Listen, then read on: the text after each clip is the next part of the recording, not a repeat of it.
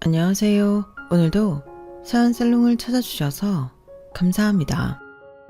베이커리 카페를 운영하며 아들 하나를 키우고 있는 30대 후반 여성입니다. 사람의 인생에 있어서 특히나 여자들은 더더욱 결혼을 하면 인생이 180도 바뀐다는 말을 알고는 있었지만 제 인생도 결혼을 통해 정말 많이 바뀐 것 같아요. 원래 결혼 전만 하더라도 그런 말을 듣고 그렇게 깊은 생각을 해본 적은 없었던 것 같아요. 나름대로 계획형 인간이라 뭘 시작하든 철저한 계획하에 진행하는 성격이라 결혼으로 인생이 변한다고 하더라도 제가 생각한 나이, 생각한 시기쯤 하게 될 거라고 막연하게 생각했거든요. 하지만 인생이 정말 계획대로 되지 않는다는 건 저조차도 예상치 못한 제 결혼 시기를 통해 뼈저리게 깨닫게 되었어요. 주변에서도 강박적일 정도로 계획적인 제가 그 누구보다도 무계획적으로 결혼한다는 소식을 듣고 처음엔 아무도 믿어주지 않을 정도였으니까요. 그 이유는 저와 남편 사이에 천사처럼 갑작스럽게 나타난 아들 덕분이었는데요. 무려 6개월이라는 짧은 시기 안에 생긴 아이였어요. 남편은 저희 카페가 한참 입소문 타던 시기에 저희 카페를 취재하러 온 SNS 광고 전문 회사였어요. 솔직히 말하면 남편과 연애를 하게 된 이유는 간단했어요. 늘 일에 치여 있어 누군가를 만날 여력이 없던 저에게 취재 때문이긴 했지만 제가 하나하나 신경 쓰며 만들어간 일에 관심을 가지며 서서히 다가와 부담 없이 호감을 갖게 되었거든요. 남들은 쉽게 알아봐주지 못하는 섬세한 부분까지 관심을 가져주며 일일이 감탄 어린 시선을 보내주는 점이 참 위안이 되고 고맙더라고요. 처음엔 그런 작은 호감으로 시작했지만 취재가 끝난 후에도 연락이 오며 인연을 이어가려고 노력한 남편 덕분에 금방 친해졌고 연인이 됐어요. 외모적으로도 제 스타일이었고 일하면서 제가 하는 일을 잘 알게 되고 나니 말이 통하는 부분도 많아졌어요. 남편 역시 일 때문에 카페를 많이 다녀봤던 터라 보통 남자라면 질색할 만한 카페 투어도 선뜻 관심 있게 다녀주었어요. 그러다 보니 바쁜 틈에 짬내서 하는 연애가 참 즐겁고 지루하게 반복되는 일상에 큰 환기가 되어주더라고요. 남편과의 연애는 안정적이고 함께하는 시간이 참 즐거운 완벽에 가까운 연애였지만 앞서 말씀드렸다시피 제 인생을 바꿔놨어요. 연애 6개월 만에 생긴 아기는 남편과의 연애를 지속해야 할지 멈춰야 할지 결정해야 할 큰 고비가 되었죠. 하지만 남편이 제 손을 꼭 잡고 말하더군요. 인생에 계획 없이 생긴 일도 얼마나 멋진 일이 될 수 있는지 내가 알려줄게. 나랑 결혼하자. 그 로맨틱한 말에 홀리듯 남편과 결혼을 결심하게 됐어요. 식을 올리기 전에 아이가 생긴 만큼 모든 결혼 준비는 정말 빠르게 시작했어요. 급하게 준비하다 보니 그동안 결혼식에 갖고 있던 이런저런 로망들과는 타협을 해야 했지만 그때는 콩깍지가 두껍게 씌어 있다 보니 그 모든 게 낭만처럼 느껴졌죠. 연애 기간이 워낙 짧아서 그런지 막상 서로 결혼을 하려고 보니 남편과 저희 집안이 경제적으로 생각보다 차이가 좀 있었어요. 집 이야기를 자주 하는 저에 비해 남편은 본인 이야기 외에 집 이야기는 자주 하지 않던 편이라 생각보다 제가 알고 있었던 게 많지 않더라고요. 사실 나 아버지가 중학교 때 돌아가셔서 엄마 혼자서 장사하시면서 날 힘들게 키우셨어. 정말? 왜 진작에 이야기 안 했어? 난 그것도 모르고 아버지에 대해 물어보고 그랬었네. 아직 사귄 지 오래되지 않아서 혹시 내가 아버지 없이 자랐다고 하면 당신이 나에 대해 괜히 안 좋게 생각하고 편견 가질까봐 그랬어. 지금이라도 결혼 모르고 싶으면 이야기해도 돼. 무슨 그런 이유로 결혼을 물러. 아버지 없이 자랐으면 어때? 잘 자랐으면 된 거지. 그렇게 말해줘서 고마워. 사실은 그래서 우리 엄마가 많이 자신이 없으실 거야. 장인 장모님께서 너무 우리 집을 안 좋게 보지 않으셨으면 좋겠어. 우리 부모님 그런 걸로 편견 갖고 그런 분들 아니셔. 우리가 아기가 빨리 생겨서 좀 당황스러운 하시긴 했지만 우리가 만든 아기 우리가 책임지기로 했다고 하시니까 존중해 주셨어. 너무 겁먹지 마. 아무래도 우리 집보다 더 경제적으로 여유가 있으시니까 안 좋게 보일 수 있을 것 같아서 좀 자신이 없었어. 남편 말도 이해는 됐어요. 결혼에 보태줄 게 없다는 입장인 시댁과 덜컥 생긴 아이의 처음에는 난색을 표했지만 제 설득 끝에 적극적으로 지원을 해주겠다고 한 저희 부모님과는 입장 차이가 크게 있었으니까요. 저희 부모님께서 말씀은 선뜻 그렇게 하셨지만 막상 남편과 시부모님을 만나서 불편하거나 못마땅한 기색을 내비치실까봐 조금 걱정되긴 했어요. 딸이 예상치 못한 임신으로 결혼하는 것만으로도 썩 반갑지 않으실 텐데 상대방 쪽에서 결혼에 보태줄 게 없는 집안이라고 하면 반대하셔도 할 말이 없는 결혼이었으니까요.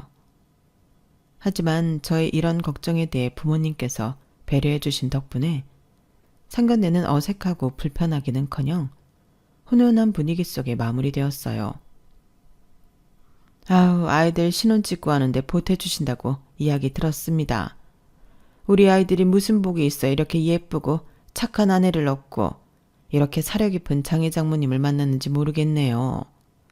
아이 아빠 죽고 워낙에 아둥바둥 살아왔던 터라 제가 아이들에게 보태줄 게 하나 없어 참 미안하고 죄송스럽습니다.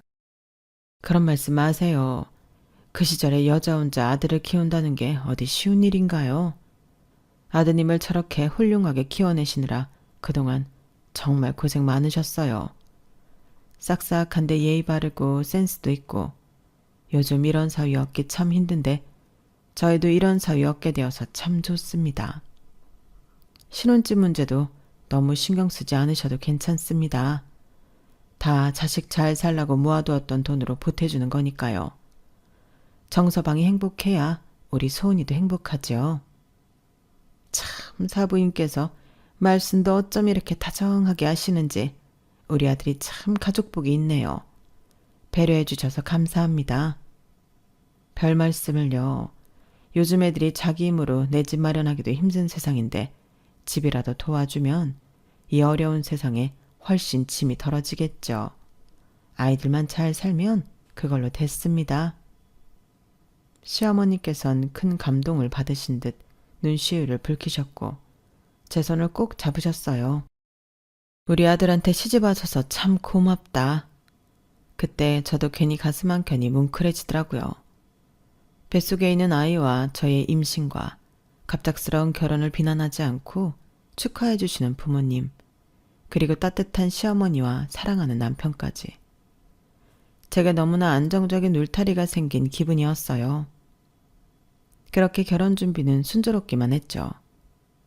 친정에서는 신혼집에 무려 5억이라는 큰 금액을 보태주셨어요. 덕분에 각자 직장에서 그리 멀지 않은 곳에 꽤 평수도 넓은 쾌적한 새 아파트에서 신혼을 시작할 수 있게 되었어요. 시어머니가 처음으로 묘하게 부딪혔던 건 새 집을 계약하고 난 후부터였어요. 결혼식 올리기 전부터 신혼집을 구해 같이 사는 다른 부부와는 달리 저희 부부는 괜찮은 집을 찾는데 시간이 조금 지체되는 바람에 몇 달 동안 제 자취집에서 함께 살다가 이사를 가게 되었거든요. 그런데 집을 계약하고 돌아온 날 시어머니께서 전화가 오셨어요. 오늘 신혼집 계약한다면서? 네, 어머님. 저희 둘 다 마음에 드는 곳이어서 바로 계약했어요. 그래, 잘했다. 집 알아보느라고 고생이 많았네. 명의는 공동 명의로 했고? 네? 아, 명의는 제 명의로 했어요. 친정에서 보태준 돈에 대출도 제 이름으로 내서 명의는 제 앞으로 되어 있는 게 맞는 것 같아서 남편이랑 그렇게 얘기 나눴어요. 아, 그러니? 뭐 그것도 합리적이긴 하지만 좀 사람들 보기에 그렇지 않을까?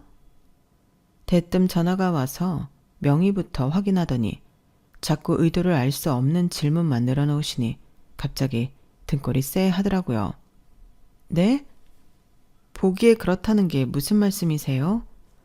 안 그래도 식장에서 사람들 보기에 우리 쪽 하객도 너무 없고 기우는 결혼하는 거 아닌가 관심도 많았을 텐데 집 명의까지 네 명이면 민재 입장에서 좀 민망스럽지 않겠니? 나도 양심이 있으니 민재 명이라고 말은 못하겠다만 웬만하면 집 명의는 남자 쪽으로 되어 있는 게 보기가 좋지. 그래도 사돈께서 보태주신 돈이 크니 민재 이름보다는 공동 명의로 하는 게 서로한테 제일 좋은 것 같은데. 그렇지 않니? 어머님, 그렇게 생각하실 수도 있겠지만 남편이랑 충분히 다 이야기 나눈 부분이라서요. 그 부분은 너무 걱정 안 하셔도 될 것 같아요. 아이고, 그럼 너랑 장인 장모님 지분이 그렇게 큰데 민재가 괜찮다고 하지 어떻게 안 괜찮다고 하겠어? 그래서 내가 연락한 거 아니겠니? 남자가 자존심 상하게 어떻게 아내한테 아내 쪽 도움 많이 받은 집을 자기 명의로 하자고 하겠어. 나도 아들 그렇게 쪼잔하게 안 키웠고 말이야. 그런데 그냥 네가 말하지 않아도 알아서 남편 배려해주는 모습 보여주고 체면 세우잖니? 그럼 가정이 정말 화목해질 거란다. 그쯤 되니 더 이상 말을 이어나갈 가치를 못 느끼겠다는 생각이 들었어요. 그동안 늘 저와 친정 부모님께 고맙다, 감사하다 하셨던 분께서 갑자기 이런 이상한 데서 고집을 부리실 거라곤 상상도 못했거든요. 여기서는 좀 단호하게 말씀드릴 필요가 있다고 느꼈죠. 어머님, 그 말씀도 맞지만 이미 충분히 대화 나누고 결정한 부분이고 이미 명의도 제 이름으로 해놔서 다시 바꾸기는 좀 어려울 것 같아요. 앞으로 또 이런 일이 생길 때는 오늘 해주신 말씀 생각해서 더 깊게 상의해 볼게요. 그렇게 딱 잘라 말하니 어머님 쪽에서도 뭔가 기류를 느끼셨는지 갑자기 살짝 당황한 듯 웃으며 무마시키려고 하시더군요. 아, 그래. 명의야, 좀 살다가 바꿔도 되는 거니까. 나도 지금 당장 바꾸라고 강요한 건 아니었어. 살다 보면 남편 기도 세워주고 해야 하는 순간이 오니까 미리미리 대비를 하면 좋다는 뜻이었지. 아무튼 신혼집 얻은 거 축하한다. 이사 가면 내가 청소 도우러 갈게. 힘드신데 안 그러셔도 돼요. 입주 청소 따로 부르려고 해요. 그래도 말씀만은 감사합니다. 그렇게 그 일은 끝났어요. 통화하는 내내 불편하긴 했지만 그 통화 이후로는 어머님께서 집 명의에 대한 말씀은 일체 꺼내지 않으셔서 금방 잊어버렸어요. 어머님은 아무 일 없었단 듯이 제게 잘해주셨고 그러다 보니 마음이 바로 풀렸거든요. 집 명의는 워낙 민감한 부분이다 보니 그럴 수 있다고 스스로 합리화를 하고 넘어갔던 것 같아요. 하지만 결혼 생활이라는 게 결코 만만치만은 않더라고요. 남편과 서로에게 힘이 되어주고 아이가 태어날 미래도 상상하며 참 행복한 신혼을 보냈어요.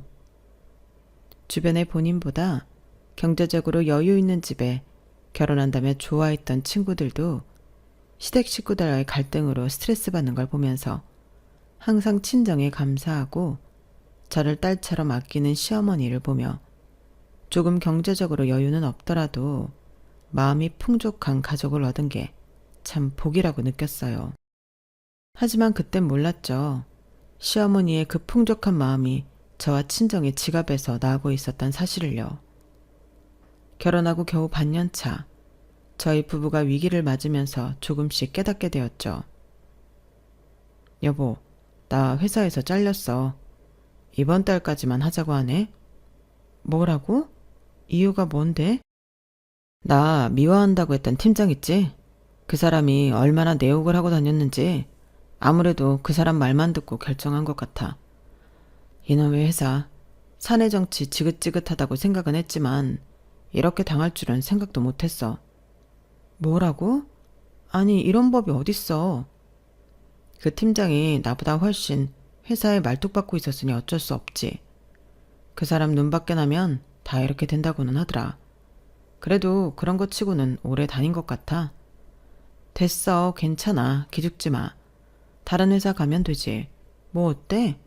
어차피 나도 그 인간 얘기 듣기 싫었는데 이제 안 들어도 되니까. 잘 됐네.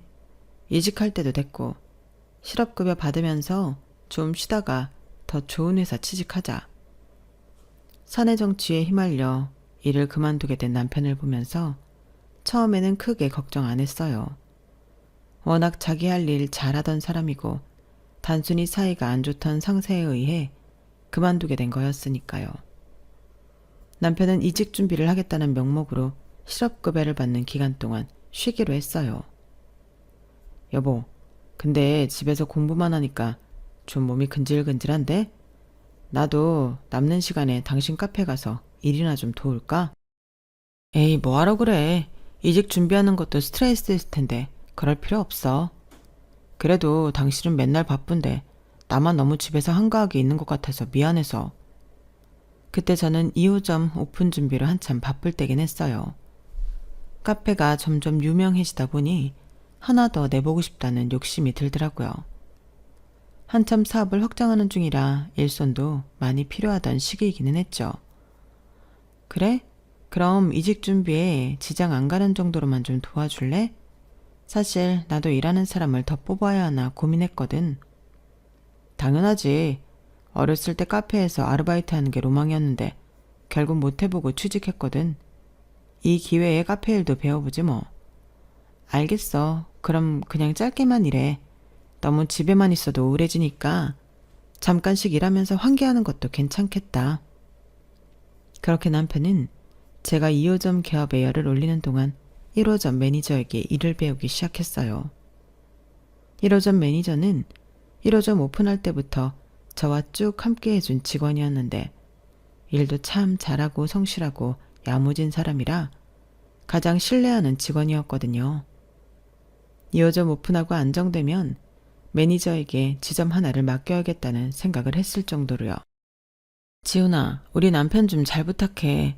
카페에서 일은 처음 해봐서 열심히 가르쳐서 부려먹어. 알겠지? 네, 사장님. 열심히 가르쳐 보겠습니다. 그렇게 남편은 1호점에서 단기 아르바이트를 시작했고 저는 2호점 신경 쓰느라 1호점은 전혀 신경을 못 쓰고 있었어요. 가끔 남편 보러 건너가면 남편은 일이 적성에 맞는지 재미있게 일하고 있었고 매니저도 남편이 일을 곧잘 한다고 하더군요. 그러던 어느 날이었어요. 여보, 실업급여 기간 끝나가지 않아? 저번에 본 면접은 어떻게 됐어? 아직도 소식이 없는 거야?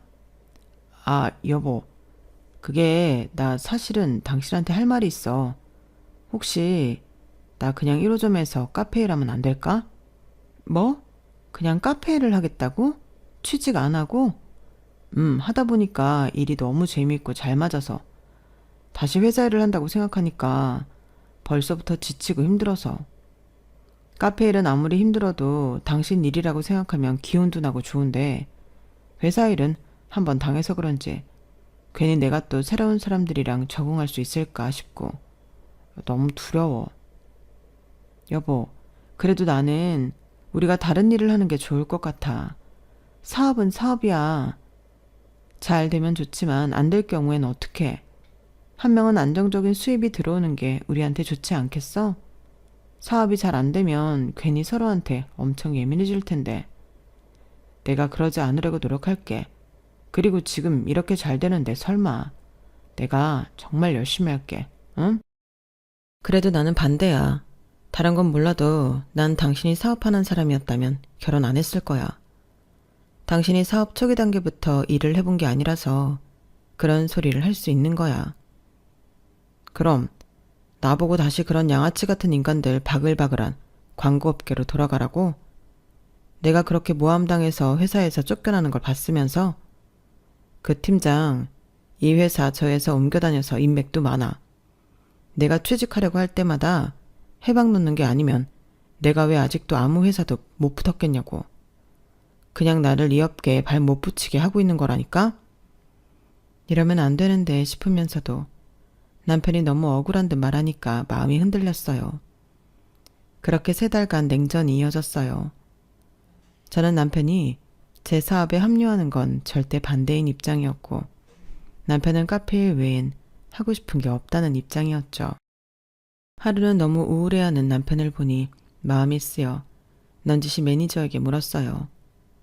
지훈아, 우리 남편 일 좀 곧 잘하니? 네, 정말 열심히 하세요. 일에 애정이 있는 게 보이세요. 그래? 네, 원래 카페 일에 관심이 많으셨다고 하더라고요. 일 배우는 속도도 빠르고 꼼꼼하세요. 계속 쭉 같이 일한다고 생각하면 괜찮겠어? 그럼요. 주저없이 대답하는 매니저를 보면서 내심 속으로는 미안한 마음이 들었어요. 사실 말이 괜찮은 거지 사장 남편과 일하는 게 마냥 편하지만은 않을 거란 생각이 들었거든요.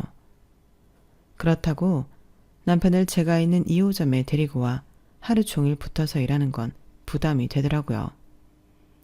차라리 일하는 시간 동안은 떨어져 있는 게 나을 수도 있겠다는 생각이 들었죠. 그래서 오랜 고민 끝에 결국 결론을 내렸어요. 여보, 그럼 계속 1호점에서 일해봐. 지훈 매니저한테 잘 배우고 정직원으로 채용해 줄게. 정말? 여보, 너무 고마워. 내가 앞으로도 정말 열심히 일할게.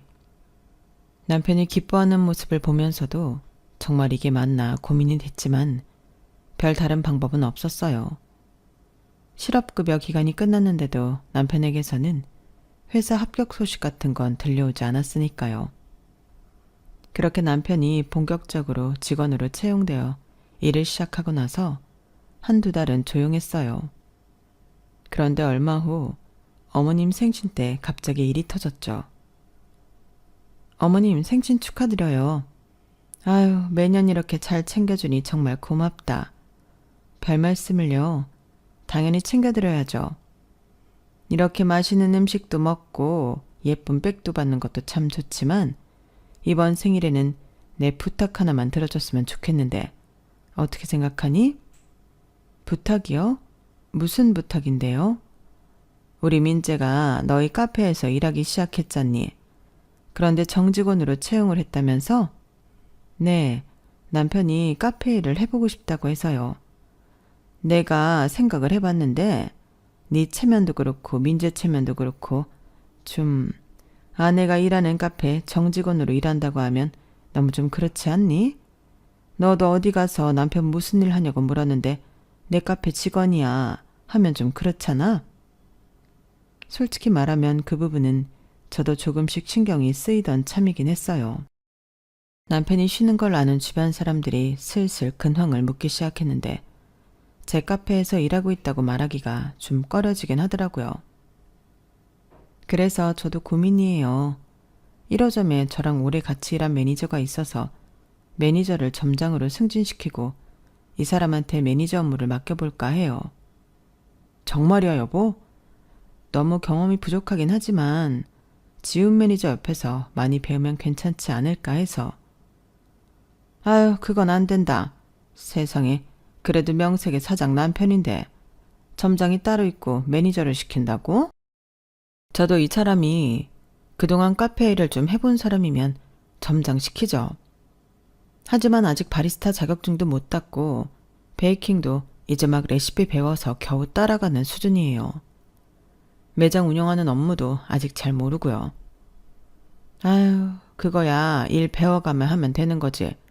그렇다고 어떻게 남편을 그렇게 말단부터 올라가게 하니? 가족 사업이라는 게 왜 좋은 거겠어? 너무 그렇게 냉정하게 굴지 말고 이것만큼은 내 말 들었으면 좋겠다. 아무리 내가 보잘것없는 시어머니라고 해도 이 정도 부탁은 들어줄 수 있지 않니? 어머님, 무슨 말씀을 그렇게 하세요? 이건 그냥 제 영업 철칙이랑 안 맞아서 고민한 거예요. 이렇게 최단기간에 매니저를 올리는 것만 해도 정말 큰 결심한 거예요. 나도 네가 일으킨 사업이니 평소라면 네 의견 정말 존중하겠지만 세상 사는데 체면이라는 것도 얼마나 중요한데 직원들이 사장 남편인 거 다 아는데 매니저라고 하면 얼마나 깔보겠니? 나중에 자리 잡고 하면 어차피 다 같이 하게 될 텐데 자리만이라도 미리 승진시켜 놓으면 직원들 보기에도 이상하지 않지. 네 주위에 말하기에도 그럴듯하고 너도 곧 아이가 태어나면 당분간 자리를 비워야 하지 않니? 엄마 말씀이 맞기는 해. 보통 카페 일한다고 하면 아르바이트 한다고 생각하는 사람도 많고 나한테 맡겨주면 나 정말 일 열심히 배워서 잘할게. 여보, 지훈 매니저도 있으니까 걱정 없잖아. 애 키울 생각하면 더더욱 그렇고. 아이 얘기까지 나오니 정말 고민이 되더라고요. 결국 긴 고민 끝에 남편에게 1호점을 맡기기로 했어요. 미안해요. 지훈 매니저를 빨리 승진시켜줘야 하는데 나중에 2호점 안정되면 매니저님 여기로 부를 테니까 남편 교육 좀 잘 부탁해요. 걱정 마세요, 사장님. 그렇게 매니저에게 남편 교육을 맡기고 남편을 점장자리에 앉혔어요. 다행히 1호점 매출은 흔들림 없이 그럭저럭 괜찮게 나왔고 지훈 매니저도 별다른 불평이 없었기에 1호점은 그렇게 잘 돌아가는 줄로만 알았어요. 남편을 점장 자리에 앉히고 얼마 안 있다 예정일보다 더 이른 날짜에 갑작스럽게 아이를 낳게 됐어요. 아이가 태어나고 2년 정도는 가게를 매니저와 남편에게 맡기고 집에서 아이만 돌보기로 했어요. 아이를 낳고 나니 가게를 남편이 봐주고 있다는 게 묘하게 안심이 되더라고요. 하지만 아이가 100일을 넘기고 나서부터 가게 매출이 눈에 띄게 줄고 있는 게 보이더라고요. 뭐가 문제인지 개입하려고 해도 남편은 조금만 기다려봐라. 요즘 경기가 좋지 않아서 그렇다는 말로 저를 안심시키려고만 하고 어떤 해결책을 내지는 않았어요. 그러다 보니 답답해서 못 견디겠더군요. 결국 아이 돌을 치르고 나서 바로 일에 복귀하기로 결정했어요.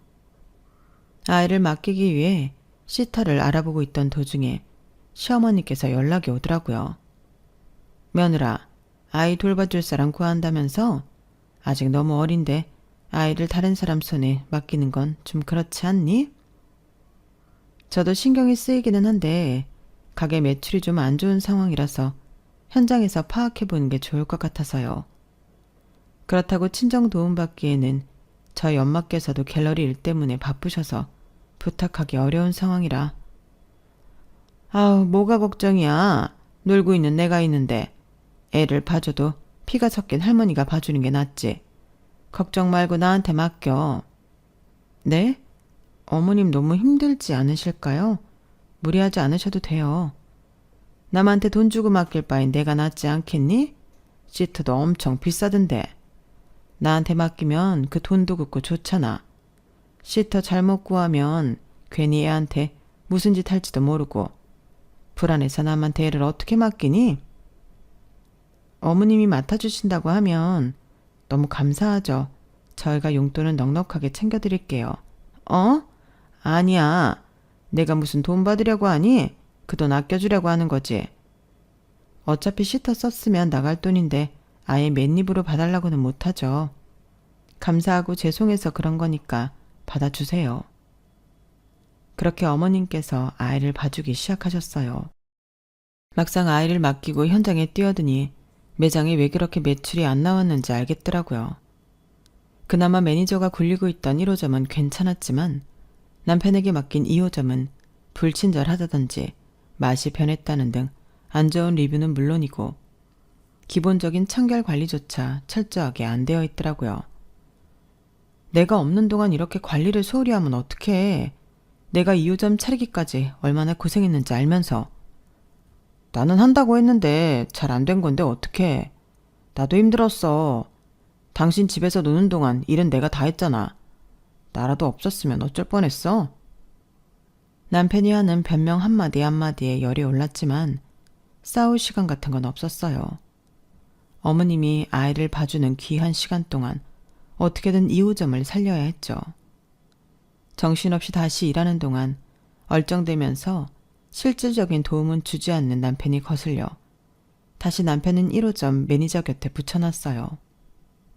처음부터 다시 시작하는 기분이 들었지만 그래도 오랜만에 다시 일을 시작하니 나름대로 기분이 괜찮더라고요. 하지만 문제는 퇴근 후였어요.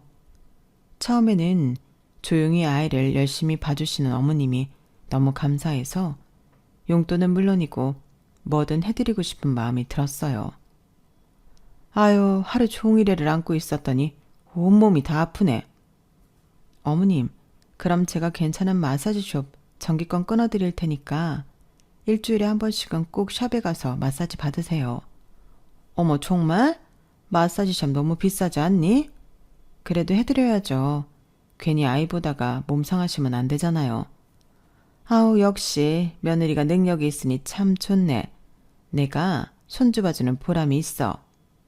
며느라, 내가 너희 집 부엌은 좀 낯설어서 매일 우리 집에서 이유식을 만들어 오잖니?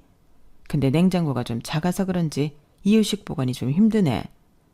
혼자 살다 보니 큰 냉장고를 쓸 필요가 없어서 작은 걸로 계속 쓰고 있었더니 영 불편해서. 어머님, 냉장고 오래 쓰셨던데 바꾸실 때 됐어요. 이번에 바꿔드릴게요. 정말? 아유, 나는 그냥 말해본 건데 또 그렇게 바로 바꿔준다고 하니까 미안해서 어째? 아이 봐주시느라 그런 건데 당연히 해드려야죠. 어머님이 도와주신 덕분에 다시 가게 안정화되고 있는걸요? 그렇게 용돈에 마사지숍에 큰맘 먹고 냉장고까지 새로 바꿔드렸어요. 그만하면 꽤 많이 해드렸다 생각했는데 어머님께서는 점점 바라는 게 많아지시더라고요. 내가 낮에는 애들 보느라 집안일 할 힘이 없어. 요즘 로봇 청소기인가? 그런 게 참 좋다는데 하나 사주면 어떻겠니? 너도 육아해봐서 알겠지만 끝나면 기운이 쫙 빠지잖니. 네, 어머님 이해하죠. 그런데 이번 달은 가게 매출도 안 좋고 상황이 좀 좋지 않아서 조금 기다려주시면 해드릴게요. 그렇게 몇 달 있다 청소기까지 무리해서 해드리고 나니 살짝 이게 뭔가 싶은 생각이 들더라고요. 어머님이 아이를 봐주시는 건 감사하지만 어느 순간부터 남에게 맡기는 것보다 심리적으로 부담이 되는 기분이 들었어요. 그런 와중에도 어머님의 요구는 끝이 없었죠. 아우, 니네 휴가 간다면서. 나도 이번에 친구들이 여행 가자고 하는데 내가 돈을 벌기를 하나 뭘 하나. 갑자기 가자고 하는데 선택하지를 못하겠더라. 포상휴가라 생각하고 비행기랑 수속값만 좀 지원해 줄 수 없겠니? 그쯤 되니 솔직히 화가 나더라고요. 용돈을 적게 챙겨드리는 것도 아니고 충분히 생활비에 경비 모아서 여행도 다닐 수 있는 정도였거든요. 그런데도 경비까지 내놓으라고 하니 조금 억울한 감정이 들었어요. 여보, 어머님 너무하신 거 아니야? 좋은 마음으로 아이 봐주시는 건 알겠지만 여행 경비까진 솔직히 너무 벅찬 것 같아. 남들은 그냥도 부모님 여행 보내드리는데 뭐 그거 가지고 그래. 엄마 평소에 고생 많이 하시잖아. 한번 푹 쉬다 오시라고 보내드릴 수도 있지. 지금 우리가 여유가 있는 상황이면 당연히 해드리지. 그동안 해드린 것만 해도 살짝 벅찬 수준을 해드렸는데 더 요구하시니까 솔직히 너무 힘들잖아. 그래도 좀 해드리자. 살면서 여행 몇 번이나 보내드린다고. 그렇게 말하기엔 친정 부모님한테는 뭐 하나 제대로 해드린 것도 없잖아. 장인 장모님? 뭐 두 분은 우리가 안 챙겨도 우리 엄마보다 훨씬 잘 살고 계시는데? 그리고 손주 한 번이라도 먼저 봐주신다고 한 적 있어? 없잖아. 어떻게 우리 엄마랑 비교를 해? 친정 부모님이 우리 결혼할 때 보태주셨던 건 생각 안 나는지 묻고 싶은 마음이 목구멍까지 차올랐지만 그것만은 간신히 참았어요. 이제 와서 친정 부모님은 해준 거 하나도 없다는 듯 구는 게 울화통이 터졌지만 그렇게 나쁜 말로 똑같은 사람이 되고 싶진 않았거든요. 애를 봐줘야만 부모님한테 효도하는 거야? 어머님한테는 해드릴 만큼 해드렸다고 생각했는데 그렇게 해드리고도 내가 지금 당신한테 이런 소리까지 들어야 해? 진짜 화가 나다 못해 눈물까지 나더군요.